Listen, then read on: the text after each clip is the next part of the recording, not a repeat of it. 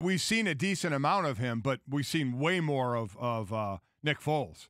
So I have no problem them going down this road. Yeah, I mean, to me, this is just all about Doug Marrone. So he started 8 games. He started 8 games. So that's that's half a season. To me, that's half a season. Then, I mean, half a season last year, Baker Mayfield wouldn't be what people thought he was going into this season. Gardner Minshew as a 6th-rounder, though, starting half a season, over 61% completion, 14 touchdowns, 5 interceptions.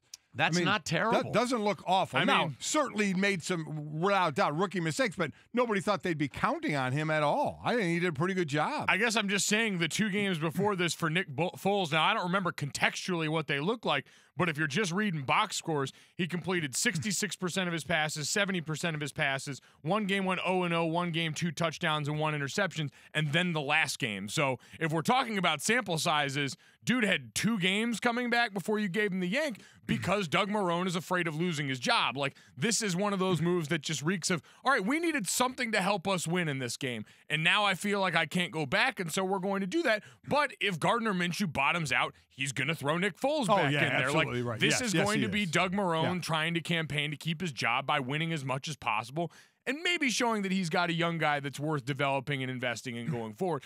That to me is all this reeks of, because I can't look at all that. Like, yeah, Nick Foles was playing very bad at the start of this game, and the turnovers and things were going poorly, but I can't look at the last couple of games, albeit it's 4 straight losses now for them, one of which Gardner was the starter for. Correct. And say, well, yeah, that's all Nick Foles' fault. Well, no. I think when Nick Foles was healthy, they had to go back to Nick because they had made a significant investment. Agreed. Absolutely. So let's see if what we thought we saw before he broke his collarbone week 1, by the way, throwing an unbelievable touchdown against the Chiefs when he broke that collarbone. Let's see if that guy and the guy that I knew was the offensive coordinator when we were together in Philadelphia, let's see if we can get that back. That didn't happen. So now let's kind of ride this thing out with Gardner. I think this is the prudent and right thing to do for the organization. I really do. I think it's a thing to do. Like, again, if we're going to talk sample sizes and we're deciding this about Nick Foles after 2 full games back as a starter, missing 8 games due to injury, are we really, like, I can't justify that as saying, well, we got to do this because of our investment. Like, your investment was worth 2 games to you? The difference there is we've seen a bunch of Nick Foles since he came into the league, whether it was with Philadelphia or with the Rams back at Philadelphia. Oh, I get it, but you haven't in this context. Right, but there's a much larger book on what we think Nick Foles can be and what he can't be. But not in this context. And again, if you're the team that spent money on him, and if you're saying, well, we have to justify our investment, does 2 games coming off of injury do that?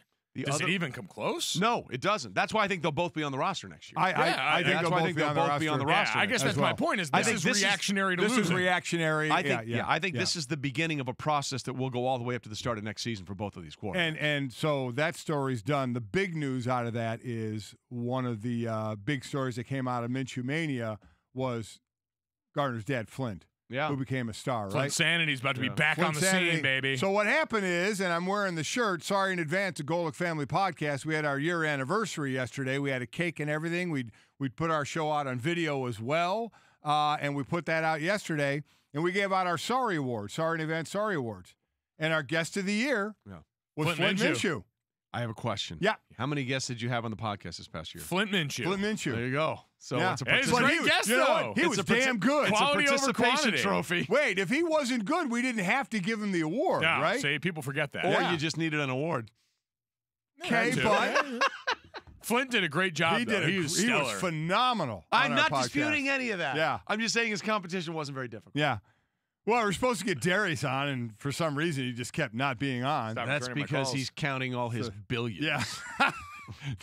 Darius, what do you do in your off time? Sit on money stacks? Counting my money. Sit on money stacks and look at all my hundreds? Sometimes I throw them in the air and take a treasure bath because I'm Darius Rucker. So he didn't win the award. Grammy Award winner. Flint Minshew, congratulations. Guest of the year. I'm sorry in advance. And by the way, I think I can confirm that Flint Minshew thinks this is the right move. The Jacksonville Jaguars. I believe he agrees with it as well. All right, so let's play this game then real quickly. All right. What do you need to see out of Minshew? Because the other thing, and you can pretend this is not part of it, but it is, Shad Khan, the owner of the Jags, is a businessman, right?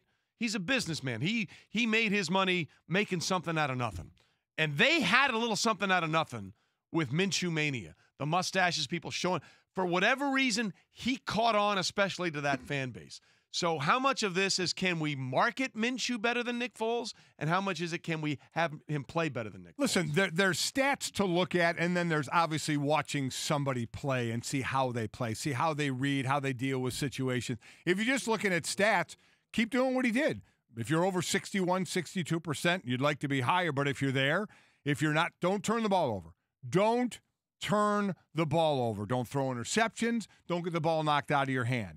And those are that's from a stat side of it. And then, like I said, there's how does he look in the pocket? Is he holding the ball too long? How's he reading downfield? Is he seeing the whole field? There are things you can tell on film of what he's doing. But I think for the basics of it, I think one of the big things is keep your completion percentage up there and don't turn the ball over. Yeah, I mean, the fun of Gardner Minshew was it was a little bit unpolished, right? Yes. He was a guy that would almost make some of those Johnny Manziel, Heisman, Uncle Texas Rico. Yep. Yeah, it would make some of those Manziel, Texas A&M Heisman type plays where you're going around in the pocket and you drop the ball and you pick it back up and you still have the wherewithal to make a great play. Like, that's the bottom line is, yes, his personality was fun, him showing up in jean shorts and the mustache and the headband is all I'm great. sorry, did you say jean shorts? Shorts. Yeah. In Jacksonville, they're jorts, man. Come on. Hi, everyone. Thank you for watching ESPN on YouTube. For more sports, more analysis, download the ESPN app. And for live streaming sports and premium content, subscribe to ESPN+. We'll see you there.